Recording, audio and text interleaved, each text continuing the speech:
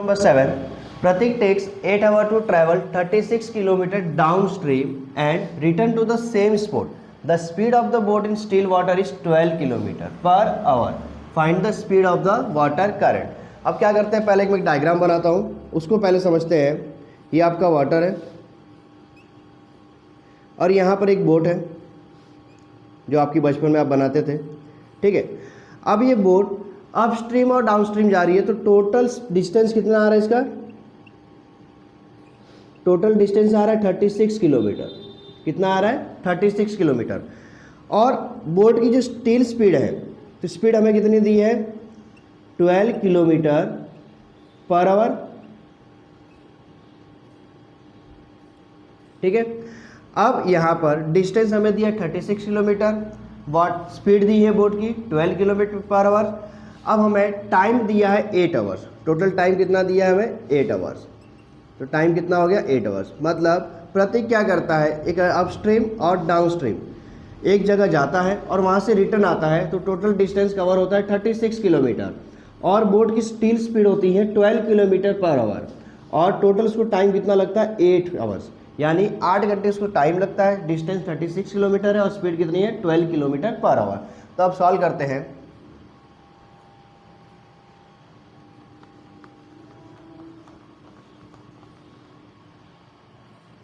Let speed of water current be x। अब downstream में कितना है? तो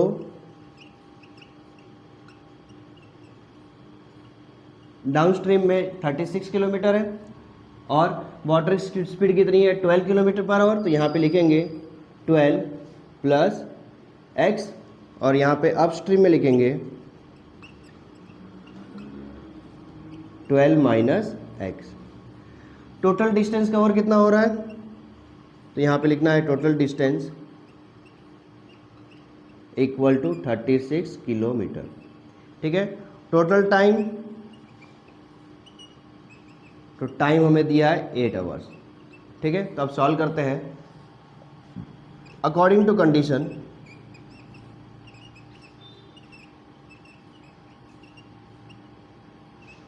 एक फॉर्मूला है, speed equal to distance upon time.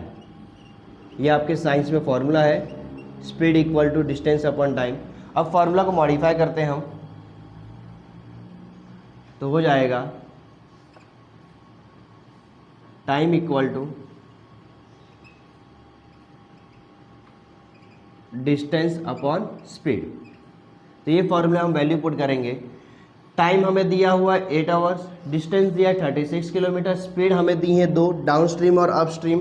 तो डाउन स्ट्रीम और अप स्ट्रीम की स्पीड हम यहाँ पे लिखेंगे, तो लिखते हैं 36 upon 12 plus x plus 36 upon 12 minus x equal to 8 hours, ठीक है। अब यहाँ पे क्या करते हैं, 36 को कॉमन ले लेते हैं। तो 36 को कॉमन ले लिए तो क्या बचा यहाँ पे? 1 upon 12 plus x plus 1 upon 12 minus x equal to 8। अब 36 क्या मल्टीप्लाई में इस चढ़ेगा तो क्या हो जाएगा? डिवाइड हो जाएगा। तो यहाँ पे लिखते हैं 1 upon 12 plus x plus 1 upon 12 minus x equal to 8 upon 36। अब क्रॉस मल्टीप्लाई करते हैं, तो 12 माइनस 1 का 1 में करेंगे तो एज इट इज आएगा 12 minus x plus 12 plus x का 1 में करेंगे as it is 12 plus x upon A plus B और ए माइनस बी का फॉर्मूला लगाएंगे, तो यहाँ पे लिख देंगे 12 square minus x square equal to, अब 8 और 36 4 के टेबल से कट जाएंगे, 4 2 जा 8, 4 9 जा 36, तो 2 अपॉन 9। अब यहाँ पे देखिए माइनस एक्स और यहाँ पे क्या है प्लस एक्स, तो ये कैंसिल हो जाएगा। 12 प्लस 12 हो जाएगा 24, तो यहाँ पे मैं लिखता हूँ 24। 12 का स्क्वायर होता है 144, तो यहाँ पे 144 minus x square equal to 2 upon 9, ठीक है। अब क्रॉस मल्टीप्लाई करते हैं, तो 4 9 जा 36, 3 कैरी, 9 2 जा 18, 19 20 और ये 21, ठीक है। अब 2 का मल्टीप्लाई इसमें करेंगे तो 2 का मल्टीप्लाई 144 में करेंगे तो क्या हो जाएगा 288 माइनस 2x²। ठीक है, अब ये पूरे टर्म को इस साइड ले लो या फिर 288 को इस साइड ले लो।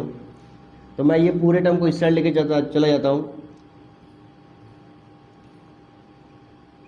288 minus 2x² minus 216 equal to 0। अब 288 में से या तो ऐसा करो, इसको इस साइड ले जाओ तो आपको साइन का कन्फ्यूजन नहीं रहेगा। 216 minus 288 equal to minus 2x²। अब 216 में से 288 माइनस करो तो आ जाएगा minus 72 equal to minus 2x²। Minus minus cancel, 72/2 equal to x²। तो x² इक्वल टू हो जाएगा 36। अब स्क्वायर रूट लेंगे तो हो जाएगा x equal two plus minus 6। तो एक बार x हमारा प्लस में रहेगा, एक बार माइनस में रहेगा। तो यहाँ पे हमारा अज्यूम क्या कहते हैं, speed of the water current भी x। तो यहाँ पे लिखेंगे speed of the water current is 6 kilometre per hour. तो ये आपका आंसर होगा। Pinto takes 6 days more than those of Nishu to complete certain work. If they work together, they finish it in 4 days. How many days work would it takes to complete the work if they work alone? अब यहाँ पे पिंटू और निशु है, दोनों अगर वो work एक साथ कंप्लीट करते हैं तो वो वर्क 4 दिन में कंप्लीट होता है। लेकिन अगर उस वर्क को दोनों को अलग अलग बांट दी जाए तो पूछ रहे हैं कि कितने दिन में कंप्लीट होगा। तो हम लोग लिखते हैं let Nishu takes x days to complete work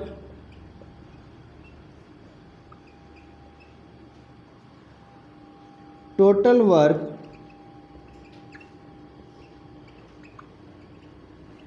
done by Nishu in 1 day। तो क्या हो जाएगा 1/x। Same Pintu takes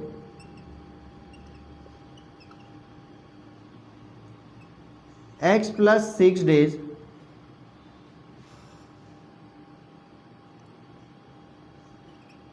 to complete work। तो total work done by Pintu in 1 day equal to 1/x plus 6। अब अकॉर्डिंग टू कंडीशन लिखते हैं।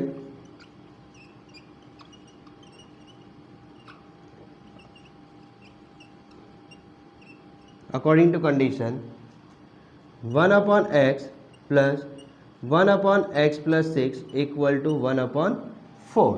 ठीक है, तो अब क्या करते हैं, क्रॉस मल्टीप्लाई करते हैं।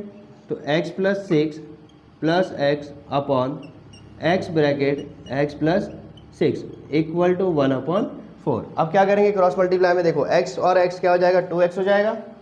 तो मैं यहाँ लिखता हूँ x और x 2x plus 6 upon x का मल्टीप्लाई x में करेंगे क्या हो जाएगा x² और x का मल्टीप्लाई 6 में करेंगे तो क्या हो जाएगा 6x इक्वल टू 1/4। अब 4 का मल्टीप्लाई फिर से क्रॉस मल्टीप्लाई करना है, 4 2 जा 8x 6 4 जा 24 equal to x² plus 6x। अब ये पूरे टर्म को इस साइड लेके जाओ तो x² plus 6x minus 8x minus 24 equal to 0। तो x² 6 में से 8 माइनस करोगे क्या हो जाएगा -2x। तो -2x माइनस 24 इक्वल टू 0। अब -24 का ऐसा फैक्टराइजेशन करो कि माइनस करने पे -2 आए। तो 6 4 जा 24 होता है। तो x² minus 6x plus 4x minus 24 equal to 0। तो x² माइनस, अब यहाँ पे कॉमन ले लेते हैं तो x को कॉमन लेते हैं तो x माइनस 6 हुआ यहाँ पे प्लस 4 कॉमन लेंगे तो क्या हो जाएगा ब्रैकेट में x माइनस 6 इक्वल टू 0। तो अब कॉमन लेंगे x माइनस 6 और यहाँ पे x प्लस 4 इक्वल टू 0। तो x माइनस 6 इक्वल टू 0 और x plus 4 equal to 0।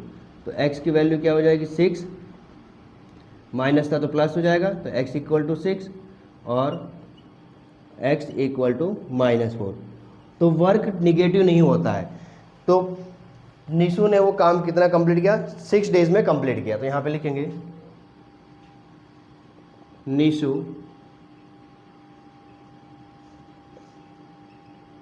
Complete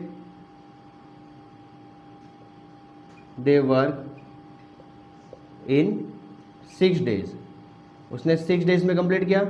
और Pintu complete the work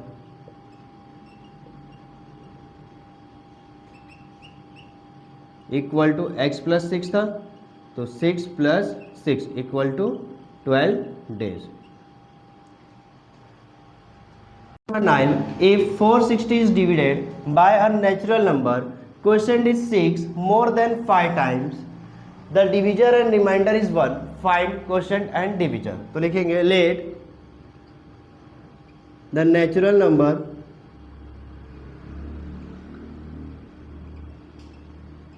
be x, ठीक है। अब हमें क्वेश्चन दिया है,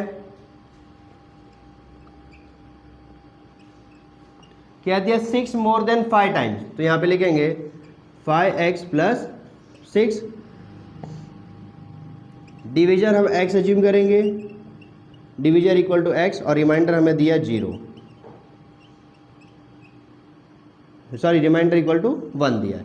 तो हमारे पास एक फॉर्मूला रहता है जो हम लोग 9th स्टैंडर्ड पढ़े थे, dividend equal to divisor multiply by quotient plus remainder, ठीक है।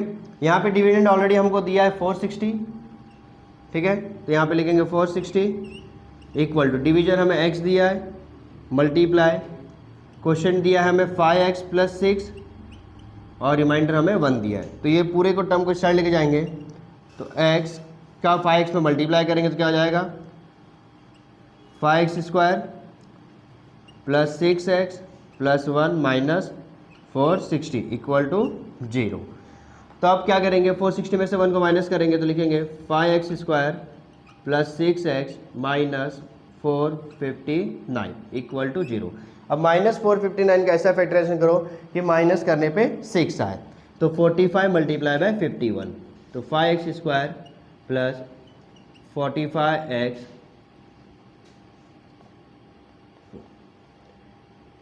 51x minus 45x minus 459 equal to 0।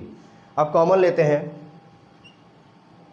तो यहाँ पे कॉमन आ जाएगा x, ब्रैकेट में आएगा 5x प्लस 51, यहाँ पे माइनस 45 है तो 9 कॉमन लेंगे, तो 5x प्लस 51 इक्वल टू 0। तो यहाँ पे लिखेंगे 5x प्लस 51 और x माइनस 9 इक्वल टू 0। तो यहाँ पे लिखेंगे 5x प्लस 51 इक्वल टू 0 और x माइनस 9 इक्वल टू 0। तो 5x इक्वल टू माइनस 51 और x इक्वल टू 9। तो यहाँ पे पॉजिटिव आ गया है, इसको सॉल्व करते हैं तो x equal to minus 51 upon 5। तो वैल्यू अपन में नहीं रहेगी, तो x की वैल्यू क्या आ गई, 9। यानी हमारा जो डिविजर था वो कितना आ गया, 9 आ गया। तो यहाँ पे लिखते हैं डिविजर इक्वल टू 9 और क्या लिखना था, क्वेश्चन 2 फाइंड करना था हमें। तो क्वेश्चन क्या हो जाएगा, क्वेश्चन हो जाएगा 5x प्लस 6, तो 5 मल्टीप्लाई बाय 9 प्लस 6, तो 6 5 जा 45, 40 प्लस 6 की हो जाएगा 51। Question number 10, in the given figure ABCD is a trapezium, AB parallel to CD and its area is 33 centimeter square. From the information given in the figure, find the length of all sides of the ABCD. Find the empty box in the given solution. हमें एक trapezium दिया हुआ है, तो यहाँ पे AB की value x दी है, ठीक है। BC हमें x माइनस 2 दिया है, AM हमें क्या दिया, x माइनस 4 दिया है और DC हमें दिया है 2x प्लस 1। तो लिखेंगे ABCD is a trapezium, AB parallel to CD. Area of trapezium का फॉर्मूला होता है 1/2 into sum of parallel side into height. अब पैरेलल साइड क्या, AB और MC है या CD लिख सकते हैं उसको। तो यहाँ पे लिखेंगे 1/2 multiply by AB plus CD। अब हाइट हमारी क्या हो जाएगी, AM, यहाँ पे फर्स्ट वाले ब्रैकेट में क्या आ जाएगा, AM, ठीक है। तो तो ABCD कितनी दी है वैल्यू हमें 33 सेंटीमीटर स्क्वायर दिया, तो यहाँ पे 33 equal to 1/2 x plus 2x plus 1 into, अब AM की वैल्यू क्या है x माइनस 4, तो यहाँ पे क्या लिखेंगे x माइनस 4। अब इसको 33 का मल्टीप्लाई 2 में करेंगे तो यहाँ पे क्या लिखेंगे 66 लिख लेंगे, ठीक है। 2x प्लस 1 3x और प्लस 1 एज इट इज और x minus 4 as it is, ठीक है। अब चलते हैं नेक्स्ट, तो 36 equal to 3x square minus 12x plus x minus 4। अब क्या करेंगे, माइनस 4 को इस साइड लेके जाएंगे तो क्या हो जाएगा 66, ये 66 प्लस 4 कितना हो जाएगा 70, हो गया ये माइनस 70। अब 12x में से 1x माइनस होगा तो क्या हो जाएगा माइनस 11x हो जाएगा। अब क्या करेंगे, फैक्टराइजिंग करेंगे, माइनस 70 कैसा फैक्टराइजिंग करोगे, माइनस करने पे माइनस 11 आए तो 21 10 जा, ठीक है। अब यहाँ पे क्या करेंगे, कॉमन लेंगे, 3x को कॉमन ले लेते हैं, x माइनस 7, 3 7 जो 27 होता है, 21 होता है। यहाँ पे 10 कॉमन लेंगे तो क्या हो जाएगा x माइनस 7, तो यहाँ पे लिखेंगे 3x प्लस 10 और यहाँ पे क्या लिखेंगे x माइनस 7। अब 3x प्लस 10 इक्वल टू 0 और x माइनस 7 इक्वल टू 0। अब 10 इस साइड चला जाए तो माइनस 10/3, तो यहाँ पे क्या आ जाएगा 7, x की वैल्यू क्या आ जाएगी 7। तो length is never negative, length negative नहीं होती है, तो x not equal to minus 10/3, तो x की वैल्यू क्या आ गई 7 आ गई। अब हमें जो पूछा है वो दिखते हैं, तो सबसे पहले हमें AB की वैल्यू है, तो AB हमारा x है, तो x की वैल्यू क्या आ गई 7 आ गई, तो AB इक्वल टू क्या हो जाएगा 7 सेंटीमीटर, ठीक है। उसके बाद AM, तो AM हमें क्या दिया वो देख लो, x माइनस 4 दिया है, तो 7 माइनस 4 कितना हो गया 3 हो गया, 3 सेंटीमीटर। उसके बाद BC दिया है, तो BC हम लोग निकालेंगे कितना है x माइनस 2, तो यहाँ पे हो जाएगा 7 माइनस 2 इक्वल टू 5 सेंटीमीटर। अब हमें DC कितना दिया है 2x प्लस 1, DC कितना दिया है 2x प्लस 1, तो 2 मल्टीप्लाई बाय 7 प्लस 1 7 तो जब 14 और 1 15 सेंटीमीटर, तो ये हमारा आंसर निकल गया।